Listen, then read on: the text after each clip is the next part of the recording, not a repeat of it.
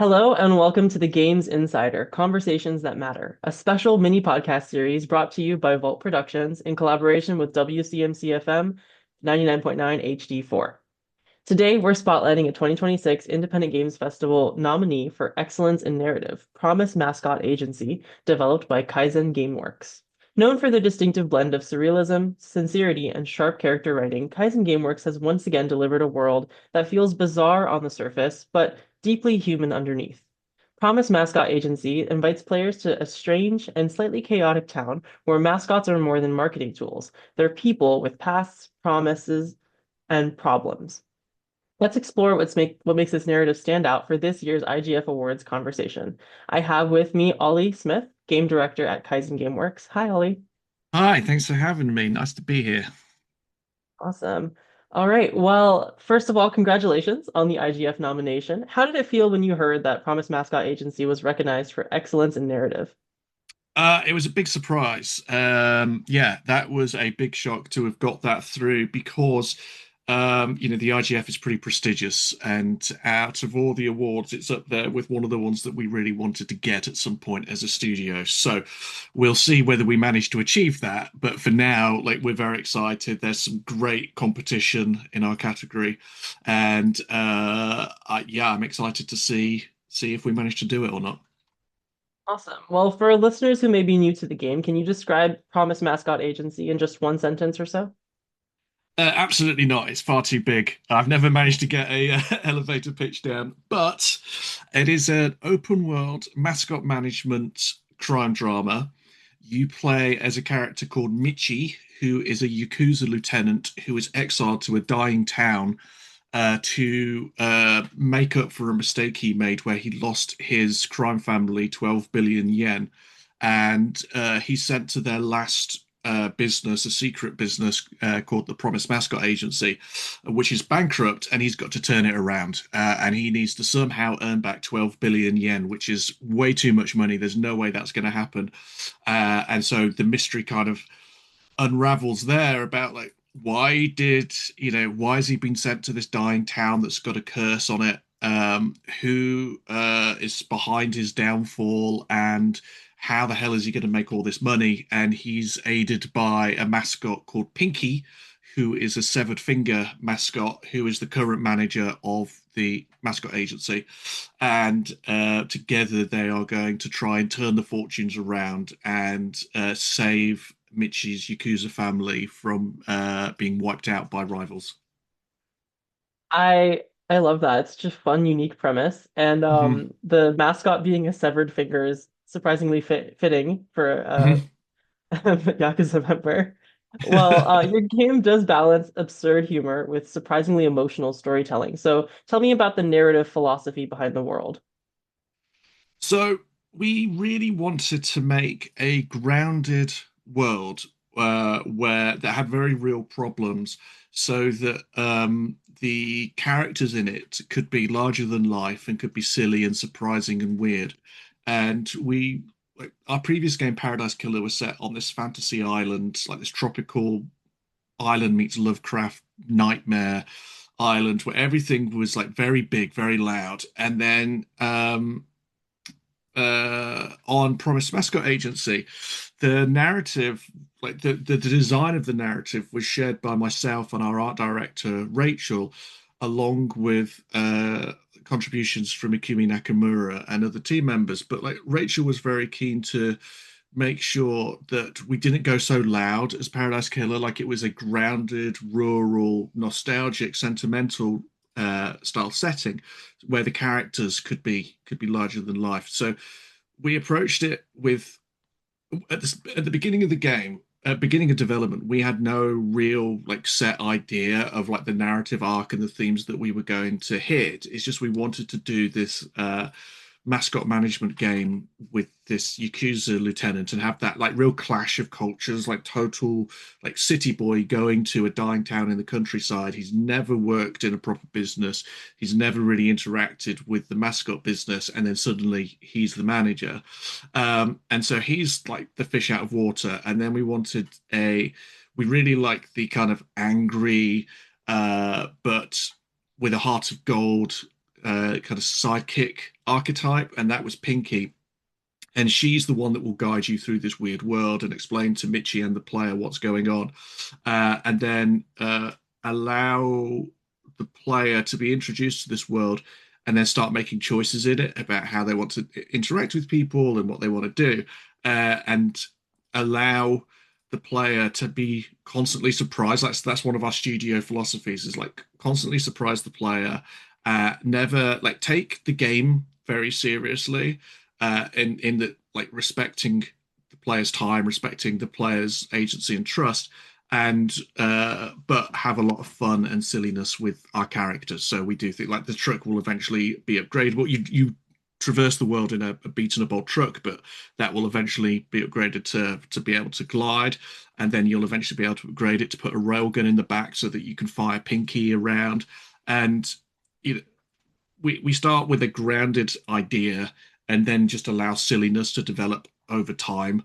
And then with the writing, I did a lot of that, and it's we don't do gags. We're not trying to set up a joke and then execute on a joke. It's kind of like just silly, sometimes sarcastic dialogue that can play out over a long conversation, because we're not doing cutscenes, we're doing dialogue nodes and like portraits, like visual novel style stuff, and it allows Right. the player to just kind of immerse themselves in the dialogue and just go along with the jokes and the humor, rather than worrying about, like, we've motion captured this cutscene, so we have to get this joke in X amount of seconds. It allows Yeah.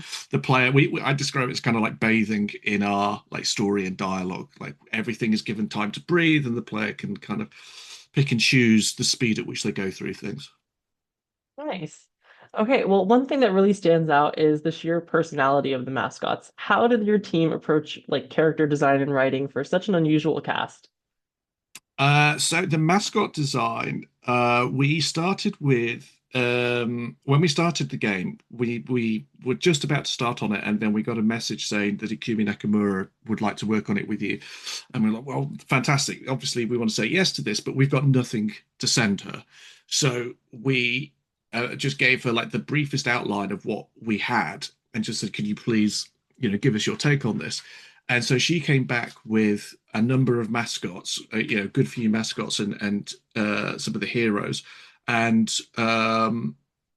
and a lot of those are mascots that we would never have got to ourselves, because they're so embedded in Japanese culture that, like, they reference internet jokes or very specific kind of subcultures or personality types that we would never have been able to come up with on our own. So we got those, and then our art director Rachel designed a number of them as well, and we had some other collaborators that designed some. And so we ended up with, the game has something like 50 characters in, like 20 something of those are mascots. And um, so it was a huge effort. Like, the writing and the design of the narrative on this game was a huge effort. But because it was shared, it was really cool that we had all these different people injecting, like, I want to do this with this character, I want to do this with that character. And then it's kind of has this unified writing over the top of it. And some of it was really hard, some of it came very easily. Like, writing Pinky was like, she has so much dialogue, but it was so easy for me to write, so I really loved doing it. But then other mascots, like Uguichu, a bird mascot, she was really more difficult to write and try and tease out what her character was. But on our previous game, we had like 20 characters, and I designed and wrote them all. But on this game, because we had other people working on, whenever there was, like, whenever I got stuck, there was always someone else's input, always someone else's take of, like, why don't you do this? Or, I think this would be better, or this isn't how I imagine this character. And again, because we're not doing big elaborate cutscenes, it's really easy to just rip out some dialogue that was written and put in new stuff, and go over it and rewrite it. And it was quite a collaborative experience, which I wasn't really expecting at the start, because I had no idea how this project was ever going to get made at the start, as it was such a big one. So it's been really cool to have a team of people on it. Yeah, it's really cool to see like cross-cultural influence and like everybody sort of getting their input in. I assume you had to do a lot of research on like the origins of your mascots, like I guess yokai, mascots like Japanese prefectures, I'm assuming is the original idea from the mascots. And that's really cool to see how like everybody gets to put their little input in and then shape these characters as they build up. Was there a moment during development when the story kind of clicked and you knew that it was working? I think early on we established a style for Pinky, her writing style, and then this kind of uh in Japan they call this comedy double act, the manzai, where you have like the normal straight guy and then you have the crazy wacky one. And so that's Michi and Pinky. Michi is quite a repressed, quiet individual who's very serious and business minded, mission minded, and then Pinky is like the crazy chaos goblin. And once we saw that interaction working early on in the first 6 months or so, it's like I knew that there was going to be something there. It was just about how do we then extrapolate that out across the whole game. And once we started getting in some other interactions, like some of the side quests where uh, Michi has to deal with like some of the crazier sides of the mascots, because the mascots you recruit them and you send them out, but you're also trying to help them work through their own life problems. And there's side quests where you will help them achieve their dreams. And I think some of those really felt like we'd made characters that you could hang out with and that you could like there was a world there. And a lot of the design work that Rachel did on our townspeople was like how do these people know each other and how do they interact when you're not around. So there's little references to each character knowing different things about other characters and talking about like their lifestyles and stuff and what they think of them. And like that made it feel like, okay, we've got a world. Like it's this world is not just for the player, it is for these characters as well. And then when like I think the main story was not very well coalesced for quite a long part of development. And then towards the beginning of the last year of it, we managed to bring it all together, and it felt like, okay, this is a crime drama. Like it's got the beats in that we need. It's got some history. It's got some depth. And so I was quite worried about it for a while. Like I knew the characters were good, but like the story took a while to come together. But eventually we got there. Awesome. So it sort of wrote itself, and then you decided what it was after, or realized what it was. Yeah, we did. Rachel did a lot of planning around what the story would be, where she wrote lots of history about these characters and the history of the town and the events leading up to where the game starts. And so we had all this stuff to draw from. And then it was a matter of like picking out what's important from there and how does it become this crime mystery. And I have to say that like planning story stuff is not one of my strong suits. So it was good that someone else was doing that so that I was like being kept on the straight and narrow, as it were. Like there was a plan to follow through, and then I just needed to work out how the intersection of the gameplay and the narrative arc would fit together, and what you would actually do to drive the story forward and bring it together and meet these characters. And that's hard. Like it's like a storytelling flow in a game is really difficult to put together because you need to do so many different iterations of it. But like I say, eventually it all came together. Yeah, I can imagine an open world as well, Yeah. that sort of setting. How does player choice sort of influence the pacing of the story, or like what challenges did you find for making it narrative focused? So we we approach player choice as a studio in multiple ways. Like the obvious one is that in some dialogues you are given some story sections you're given choices to make about how you react to a character or respond, and then that will send the dialogue down different paths and different branches. So like that's a very direct way that we allow the player to influence the story. But then with this game, our one of our philosophies was this should just be a hangout game. Like you go into the game and you just hang out and just do what you want when you want.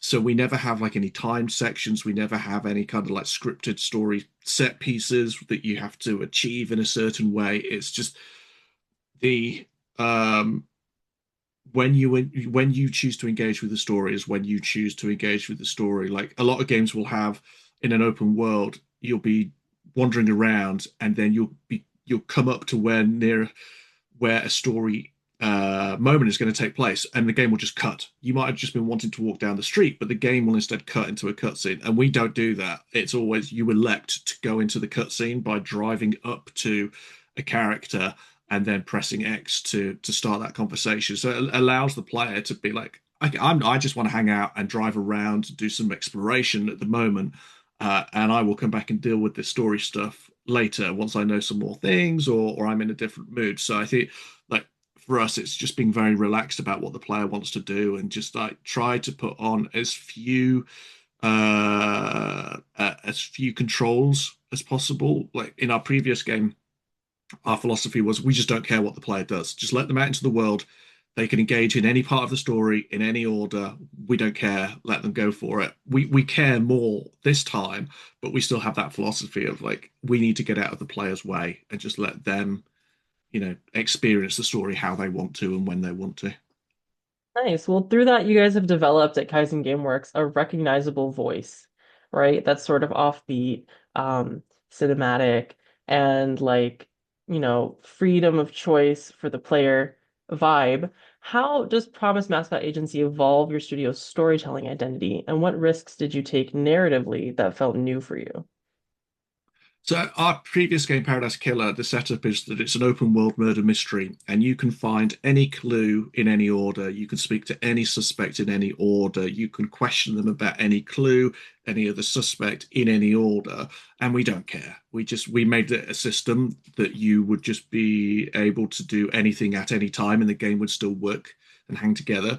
This time, it was a more linear flow because we in the previous game a crime has happened and you're investigating kind of like the world is set. It's a fantasy world and like the world is not going to change, the story is not going to change. What we are being tasked to do is figure out your interpretation of the story. This time the story changes and evolves with you and develops as you play it, and that was unexpectedly difficult because, like you said, we've got an open world, we've got all these different characters. The player can do things in different times, and we never treat the story and gameplay as separate. They all feed into each other. So the story unlocks different parts of the management simulation and the RPG part of the game. Those things unlock different parts of the story. And so the big challenge was trying to have a story that develops and allows the player to advance the story through their own actions, but also tie it into all the gameplay and have everything just be in this big like simulation churn where I don't know if churn's the right word, more like a maelstrom of things interacting with each other, and like the management system like pokes at the story, and then the story pokes back at the management system, but that could happen in different orders, and it like the game took twice as long to make as we expected because it was just such a big game. But one of the big problems was figuring out this link between gameplay and story, and then allowing the story to develop as you go, and to try and get the pacing right. And like, not we don't want to determine the player's pacing, but we want to give them the tools to determine their own pacing, and for that to still feel satisfying. So it was a big mess for a big long time, and then we managed to bring it all together. Yeah, I can imagine trying to like draw out a storyboard and then having to also draw out your gameplay and try to draw like links back and forth. You might. Mm. Yeah, it was really Well, difficult. That every clearly it plan we, worked though. yeah, people seem to like it, and I Yeah, think I mean you. it pulled together really well. I think, and it helped. Every person on the team was kind of unified in the direction of what we were trying to achieve. Once we understood what that was, like it took a while to get Mm. there, but once everyone knew what it was that we were trying to get to and what the quality bar was, like a lot of people were making a lot of decisions uh, on their own and then adding themselves to the game and helping to bring it all together. And I can't think of much that was a problem, like in terms of what other people brought to the game. It was just like figuring out how all these pieces bolt together. Yeah. Well, it's so cool to hear like a different form of narrative. Everybody expects, that beginning, middle, end, and have them go very sequentially, but I like that you guys have it. The middle is kind of all over the place and you can do it at your own pace or just hang out if you'd like. But clearly, your narrative style does work because you've been nominated for Excellence in Narrative at the Independent Games Festival. That's a significant recognition. So, what does that nomination mean to your team, and how do you see interactive storytelling continuing to push boundaries in indie games? Well, it was a massive honor for the team, and it was especially on a personal note, kind of a massive like vindication for me because I've worked on narrative games before to the studios where the contribution that I wanted to make was like not the right thing for the project, and I wasn't allowed to do the things that I wanted to do on it, and so to then have struck out and then set up, a new studio and be recognized like that, it's a big kind of validation for me, and to be like, yeah, okay, the stuff that I want to do is cool and people do like it and it is good. And then for the team, it's like we make so far primarily narrative driven games, and so to be recognized as having some excellence in there is like a big validation, but also a big like confidence boost. Like we set out to do something and we've achieved it, and whether we win or not is kind of uh not irrelevant, but I'm happy either way. Like to have this nod is such a big deal for us because, like I said, the IGF is a big, important, prestigious award, and narrative is one of those things that we really focus on. Awesome. Well, many aspiring developers are watching IGF very closely. So, what advice would you give to indie teams trying to build a narrative-driven game today? I think what you need to focus on is what is your unique narrative? Like the old advice is write what you know. And so what do you know and what of yourself can you put into the game? And to really focus not on production values, but on your message and your writing ability. So I would, if you're an indie developer thinking, I want to make the next big kind of cutscene game, unless you've got a lot of money and time, I would not do that. I would focus on doing like kind of visual novel treatment for dialogue, and like our first game didn't have 3D characters. We just had 2D sprites of characters in the world that you would go up and talk to, and it worked well. And like that's, we don't need to be making realistic looking narrative games. Make big silly games and read lots so that you have good input and you're picking up a lot of different writing styles. And always think about how your narrative and gameplay link. Sometimes you play games where like the level starts with a cutscene and then you play through the level and the level ends with a cutscene, and it's like the adults feel like the adults tell the story and then let the kids play in the sandbox, and then then we clear away all the toys and the cutscene happens. So like no, how do we marry those things together? How do you make sure that your gameplay is impacting the narrative and the narrative is impacting the gameplay, and think about it as one big system rather than two separate things that you're doing. But what what's really exciting about the narrative space at the moment is just how many different people are writing stuff, how many people are presenting stories from their own life, their own culture, their own personality, whatever their perspective on life is, they're managing to communicate that. And it's infuriating in some ways because there's so many to play, right? There's so many interesting looking stories out there, but it's also so wonderful that so many people are getting the chance to do it with the tools that we have available. So my advice really is just go for it. Awesome. Thank you. Well, here at Vault Studios, we are working on our some games too, like The Dark Arrival, which is coming this Halloween. So we'll definitely keep that in mind in terms of interconnecting gameplay and storyline, not just having them be two separate things that are kind of happening in parallel. So I've definitely learned a lot from you. Thanks. And finally, I want to ask what's next for Kaizen Game Works? It's a great question. We're currently prototyping our next game in order to secure some funding, but we've got some big ambitions to do our narrative style, but in a new genre, and kind of explode out the narrative structure of a genre that often doesn't have much in the way of interactive story. So we'll see if we can achieve that or not. Awesome. Well, thank you so much. And we're gonna close out now. Guys, Promise Mascot Agency does remind us that great storytelling doesn't always arrive in the expected forms. Sometimes it comes wrapped in fur, foam, exaggerated smiles, only to quietly reveal stories about loyalty, dignity, and belonging. By weaving humor and heart together so seamlessly and story-driven gameplay as well as, uh, you know, open world, Kaizen Game Works demonstrates why narrative innovation continues to thrive in the independent space and why platforms like IGF, Independent Games Festival, matter. Thank you for joining us on Conversations That Matter, a special IGF 2026 miniseries by Vault Productions and WCMC FM 99.9 FM HD4. Until next time, keep playing, keep listening, and keep telling stories that matter.